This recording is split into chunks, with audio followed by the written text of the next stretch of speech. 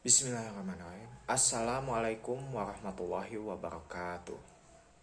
Bismillahirrahmanirrahim. Alhamdulillahirabbil alamin. Wabihi nasta'inu ala umuri dunya waddin.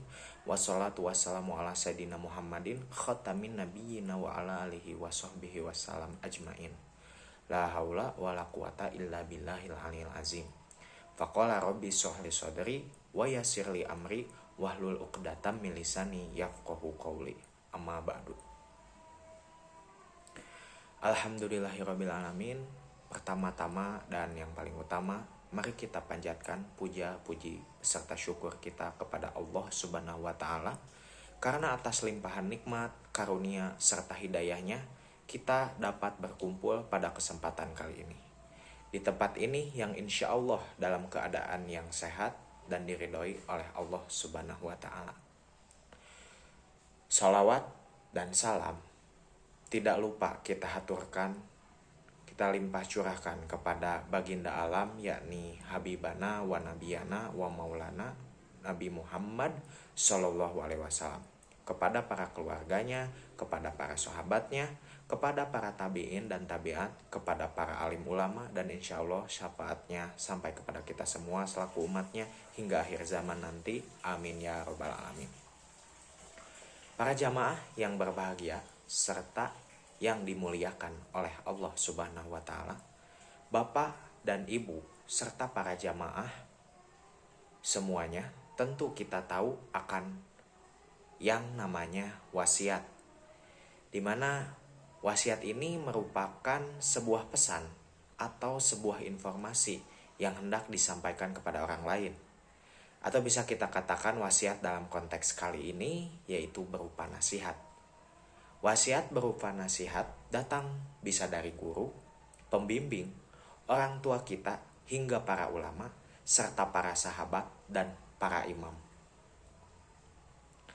Kali ini saya akan mengutip dalam ceramah kali ini mengenai sebuah wasiat dari seorang tokoh besar Islam, yaitu Imam Al-Ghazali. Imam Al-Ghazali ini adalah seorang akademisi serta seorang ahli tasawuf yang telah melahirkan banyak karya fenomenal. Salah satu karya terkenal dari beliau yaitu berjudul Ihya Ulumuddin, Kebangkitan Ilmu Pengetahuan Agama artinya. Baik, langsung saja. Di sini ada 6 wasiat dari Imam Al-Ghazali. Dikisahkan pada suatu hari Imam Al-Ghazali berkumpul dengan para murid-muridnya, lalu sang imam bertanya, apa yang paling dekat dengan diri kita di dunia ini? Murid-muridnya menjawab, orang tua, guru, kawan, dan sahabat.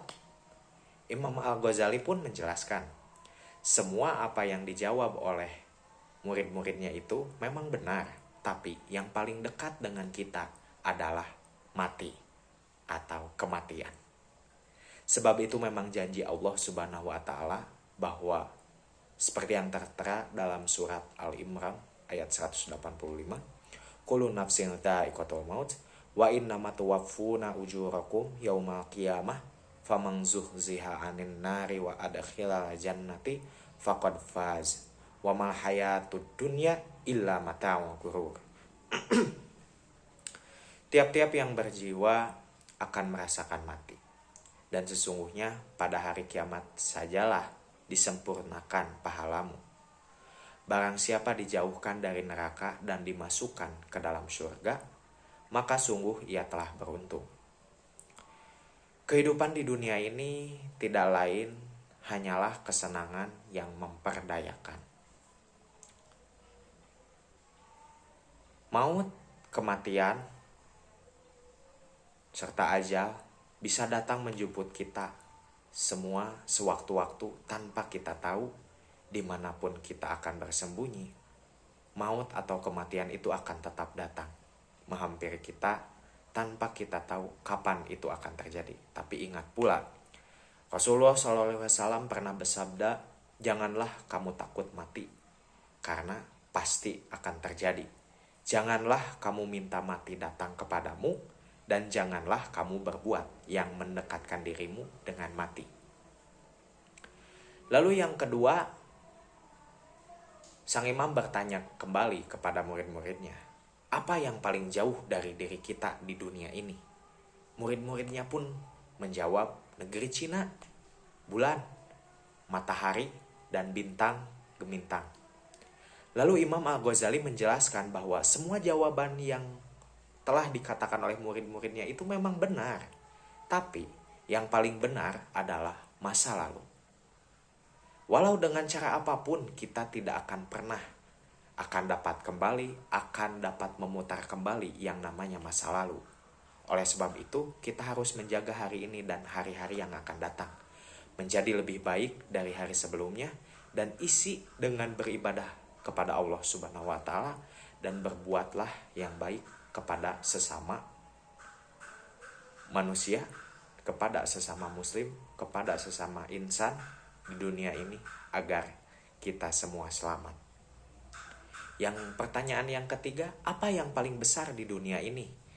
Murid-muridnya pun menjawab, gunung, bumi, matahari. Lalu Imam Al-Ghazali menjelaskan bahwa semua jawaban yang mereka katakan itu memang benar. Tapi yang paling benar adalah nafsu. Seperti firman Allah Subhanahu wa taala dalam surat Al-A'raf ayat 179 yang artinya, dan sesungguhnya kami jadikan untuk isi neraka jahanam kebanyakan dari jin dan manusia. Mereka mempunyai hati tetapi tidak dipergunakannya untuk memahami ayat-ayat Allah. Dan mereka mempunyai mata tetapi tidak dipergunakan untuk melihat tanda-tanda kekuasaan dari Allah. Dan mereka mempunyai telinga tetapi tidak dipergunakannya untuk mendengar ayat-ayat Allah. Mereka itu sebagai binatang ternak, bahkan mereka lebih sesat lagi. Banyak hal seperti kemarahan, perzinahan, pencurian, perkelahian, perperangan, dan pembunuhan, semua dimulai dari satu hal yang namanya nafsu, yang tidak bisa terkendali. Oleh karena itu, berhati-hatilah dengan nafsumu. Jangan sampai nafsu yang membawa kita ke neraka.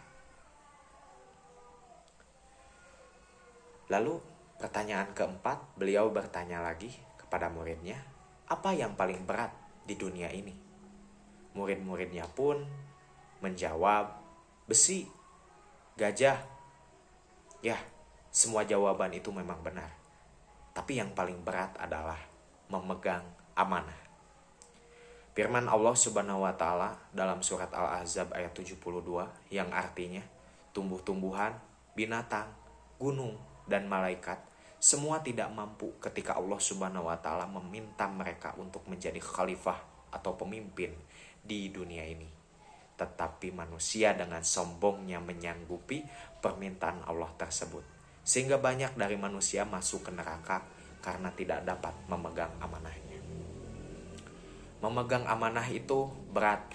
Memegang amanah bukanlah suatu hal yang ringan. Dan siapa yang berkhianat dan tidak memegang amanah, ialah termasuk orang yang munafik.